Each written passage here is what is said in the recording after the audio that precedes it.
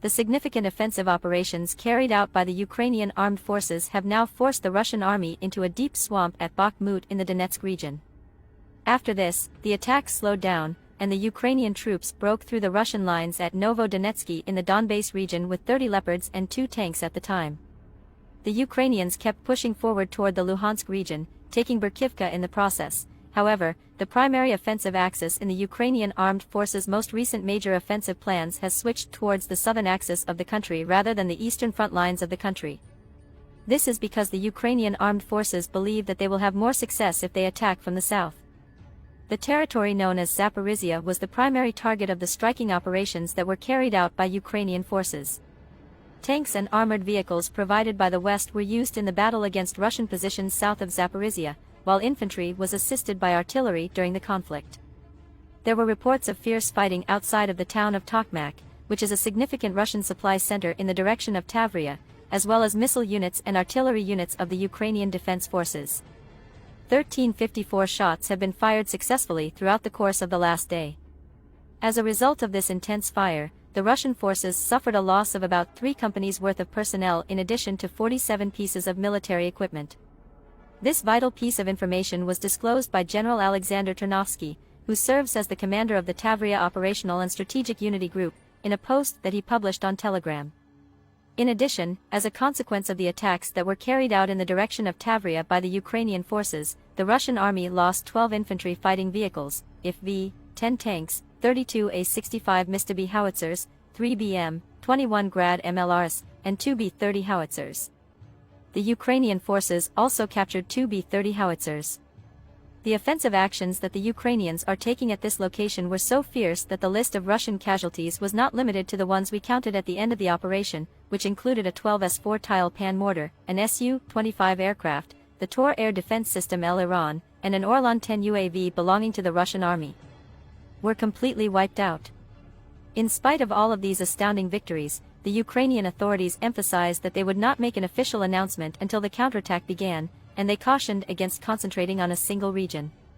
Kiev claimed that this set of operations may involve various components, but the Institute for the Study of War, which is a think tank based in the United States that gives daily updates on the war, was not one of them. It was reported that after receiving critical news from the direction of Zaporizhia Tavria, it came to the conclusion that Ukraine's counterattack has actually commenced. There were various signs that Ukrainian counteroffensive actions were taking place over the whole front, and activities that took place across the country were consistent with those indicators. The head of Ukraine, Volodymyr Zelensky, did not feel the need to provide a lot of explanation regarding this matter. The president of the country, Zelensky, made reference to other regions where fighting was taking place, but he gave the impression that he would not explain. Despite this, President Zelensky did not wish to provide any further details.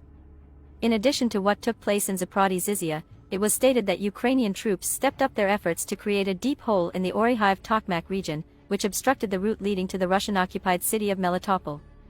These operations were believed to have increased. This was a very significant objective for Kiev. Unconfirmed reports claim that the Ukrainian army drove German-made Leopard tanks and Bradley armored vehicles into battle zones, in addition to a large number of other armored vehicles, at these crucial trench lines. The Russian Minister of Defense, Sergei Shoigu, made the announcement that Ukrainian soldiers an assault force in Zaporizhia, possibly numbering as many as 1,500 soldiers from the 47th Mechanized Brigade and comprising 150 armored vehicles, is presently making an effort to break through the front lines. Nevertheless, Minister Shoigu emphasized that this offensive operation that attacked the Russian army was merely a precautionary blow. On the other hand, Russian meal bloggers provided their explanations from a perspective that was far more sophisticated. Then Minister Shoigu released photographs that were posted on his blog by Russian military blogger Rybar, which demonstrated that the Ukrainian tanks did not move while the strike was taking place. However, neither these assertions nor Shoigu's claims were able to be independently verified. Vladimir Rogov is a Russian official who serves in the occupation of this region. In addition, according to the RIA Novosti news agency, the Russian positions in the Zaporizhia region were met with the utmost amount of force from the Ukrainian military. In other words, it found out that the assertions made by the Russian defense minister to prevent outrage inside his army and among the residents of Russia were not consistent with reality. These statements were made in an effort to suppress outrage. At this time, Russia has long expected a Ukrainian offensive to come from this direction, and as a result, it has constructed multi-layered defenses around this section of the front line. These defenses include zigzag trenches, dragon's teeth, and other types of obstacles. After many days of intense bombardment, reports have begun to emerge in the satellite tracking system operated by NASA suggesting that Kyiv is ratcheting up its operations in the Zaporizhzhia region. Images captured by satellites revealed the charred remains of Russian positions and ammo dumps that had been destroyed by Ukrainian offensive operations. Hanna Maliar, the Deputy Defense Minister for Ukraine, revealed that Russian forces are aggressively defending the Ortyihi area in the Zaporizhzhia region, according to 2 Ukrainian officials. This statement gave the appearance of confirming that a significant attack was about to take place. An active phase of the counteroffensive on the part of the Ukrainians appeared to be confirmed by multiple sources, one of which was close to President Zelensky. Although the specifics of the skirmishes are still unknown, it appears that Ukraine's forces are concentrating their efforts outside of the town of Robotny, possibly the Kyiv-Tokmak highway, and possibly the Kyiv Russian military blogger. War Gonzo emphasized in a Telegram conversation that it is too soon to judge whether or not the first assertions by some that Ukraine's efforts were futile were true. In addition, War Gonzo stated that the Russian forces that were stationed in Orihai were beginning to experience rough nights, and he confirmed that the Ukrainians were successful in these locations. Other Russian sources mentioned an assault on Russia that included both armored and infantry forces. Robotny was the location where both Russian and Ukrainian aircraft were operating. On the other hand, Ukrainian troops had a difficult time clearing the routes in the minefields that were located around Malaya and Tokmak. In this part of the city, the residential neighborhoods of Malaya and Robotyn are located fairly near one another. As of now, there has not been a direct confrontation between the Russian and Ukrainian forces. Therefore, the reports that the Russians carried out an attack on Robotyn could not be substantiated, but the mining around the Malaya Nakar had already begun a few days earlier due to the actions of the Ukrainians. In light of all of these developments, the fighting that took place near Zaporizhzhia will be investigated in great detail. This region of the front has been considered for a long time to be a potential axis for an offensive by the Ukrainians on Melitopol. Critical regions such as Mariupol, Berdyansk, and the Crimean Peninsula are located along this axis. It is believed that another objective of Ukraine's invasion to the south and east from this route is to break the Russian land bridge that connects the southern and eastern territories that have been occupied for a long time to Crimea. The Eastern European steppes continue to be the scene of hostilities between Ukrainian and Russian forces in the current world's continuation of the old Soviet conflicts. Although trench warfare is getting less common in Bakhmut, which is located in the Donetsk region, it is becoming more common in other communities, including Chasiv Yar, Novo, Donetsky, and Berkivka. Trench warfare and strategic point-and-shoot attack tactics are brought to the forefront in parts of Luhansk that are characterized by woodlands and camouflaged forests. At the moment, the residential neighborhoods in Luhansk that extend as far as Kremina, Statov, Kamyanyai Bridge, and Stanizhia Luhanska are among the parts of the city that are experiencing activity. The Ukrainian armed forces are making an effort to shift their attention to other front lines in the area.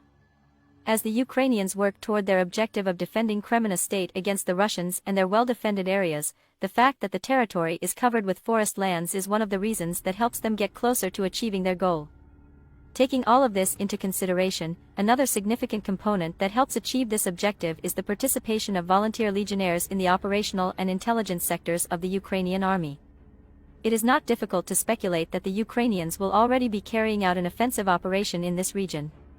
In particular, just a few days ago, the military activity along the front line between Kamyanyai Bridge and Stanizhia Luhanska enhanced the likelihood that the Ukrainians would make an effort. In addition, a surge in the number of missions flown by the Ukrainian Air Force along the Luhansk frontline was yet another indication of the gravity of the situation. Therefore, it appeared as though even the Russian troops stationed in Luhansk expected the Ukrainian armed forces to undertake either an attack using drones or an attack using missiles using the Air Force. The army of Vladimir Putin had just lately begun to expand its military supplies, both from the Russian border and from the front lines near Luhansk. This was done in preparation for an impending offensive. It couldn't have been any clearer that something was going to take place. At long last, the Ukrainian army launched their planned assault on their opponents. During the mission that was carried out by the Su-24M bomber, Russian forces were using the Luhansk Temple Pole facilities as a command and military equipment repair center. A Su-24M bomber of the Ukrainian Air Force carried out a low flight and launched a missile attack on the facilities of the Luhansk Temple. At the Luhansk Teplovos facilities, there were a total of 4 explosions that were heard.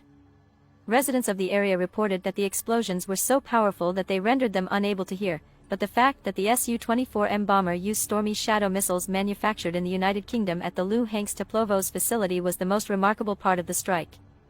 The Ukrainian pilot had a direct hit from a distance of 12. Shortly afterward, the Luhansk Teplovozh complex, which had been struck by Stormy Shadow missiles, experienced a catastrophic explosion and fire. When Ukrainian jets using Stormy Shadow attacked from 250 kilometers away, the Russian rear front headquarters at the Russian facility in Luhansk were destroyed, making the Russian base in Luhansk the largest major headquarters of the Russian army in Ukraine.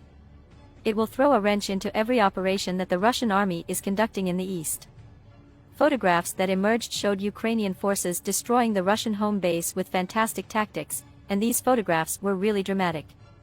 The attack was captured on video, and it showed enormous columns of smoke rising ominously over the city as thunderous explosions sounded out. It was common knowledge that significant Russian military hardware might be housed in this facility. It is presumed that the pilot of the Ukrainian Su-24M also fired accurate shots at the ammo storage facility located at the location. In 2015, Russian soldiers pillaged the former locomotive plant known as Luhansk Teplovozh.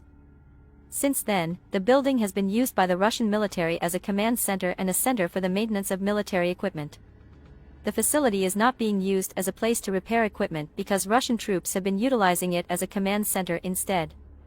After the storming Shadow missile strike that was carried out by the Ukrainian Air Force employing Su-24M fighter jets, it is believed that top Russian leaders may have been among those who were killed. After the attack, the Russian army was unable to promptly respond with military intervention. This was because there were no assault brigades stationed in the regions immediately surrounding the Luhansk Teplovozh complex. In these regions, the majority of military formations that belonged to the Russian army were made up of volunteer amateurs. In a similar manner, the Ukrainian military has volunteer military groups on the front lines in and around Luhansk. However, the volunteer units of Ukrainians solely engage in intelligence missions. In other words, in certain sections of Luhansk, the Ukrainian volunteer groups may have provided the crucial data for the strike that was carried out by the Ukrainian Air Force on Luhansk Teplovozh. It is unknown who provided the strategic locations of the facility, nor is it known how many Russian soldiers are now being held there. The Russian military was robbed of a vital resource as a result of an attack carried out by the Ukrainian Air Force on Luhansk Teplovozh. And at the command center, Russian troops will no longer be able to fix their guns and tanks, which may provide the Ukraine with a significant edge in their efforts to recover Luhansk. In addition, it would appear that the Ukrainians in Luhansk will exert a greater amount of pressure as a direct result of this attack. You may recall that not too long ago, the Ukrainian armed forces were responsible for a significant offensive operation in Berkivka and took control of a significant portion of this settlement. Following the completion of this operation, the Ukrainians intended to establish a line of assault between Donetsk and Luhansk. Following their triumph at Berkivka, the Ukrainian army is now putting their carefully laid plans into action by launching an assault on the Luhansk Teplovozh plant. They were able to make progress into Luhansk's line following the battle there. There is not a reliable and consistent military force available to the Russians. That has the potential to begin a counterattack in these regions. The 1st Guards Tank Army is the military division of the Russian army that is stationed the closest to the site. In the vicinity of this facility is also the 993rd Anti-Aircraft Battalion. However, none of these Russian units is in a position to act at this time. In a nutshell, after Donetsk, the Ukrainian forces on the Luhansk front lines began to make progress toward achieving their objectives. So, what are the next steps for the Donbas region? As a result of the missile attacks on the facility in Luhansk that is used by the Russians, the influence of the large offensive plans that the Ukrainians have developed has been shown to cover a much larger area. Even if Bakhmut, Marinka, and Soledar are not experiencing significant activity at the moment, the fact that Ukrainians are turning their attention to Luhansk may be an indication that offensive operations and battles are imminent. Continue to take place in this region. In addition, the next few days may see an escalation in the intensity of offensive operations on vital front lines such as Kreminna and Statov. Attacks launched by the Ukrainian government against the Luhansk Teplovozh complex could possibly set off rebellions in the area close to the Russian border. As a result, the objective may be to place Russian forces in these territories in an impossible situation. It is possible to coordinate multiple attacks at the same time.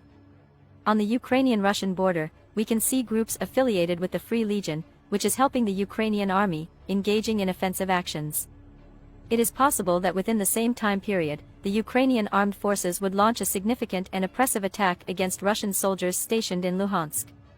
In this way, the Ukrainians will be able to exert pressure on the Russians on two fronts. Which side is able to generate a significantly higher level of resistance? That is the critical question here.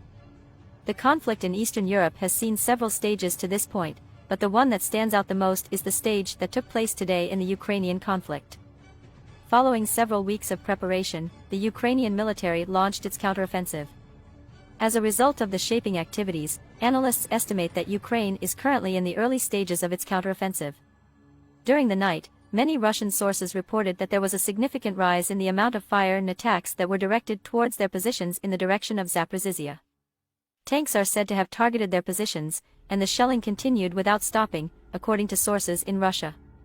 Tonight, all Russian military correspondents claimed that Ukraine had initiated the same counter-operation in the direction of Zaporizhzhia today. This information came from tonight's broadcast. According to information provided by Russian sources, the Ukrainian armed forces reportedly launched a significant operation in the direction of Zaporizhzhia in the Orakov and Malaya Tokmachka regions.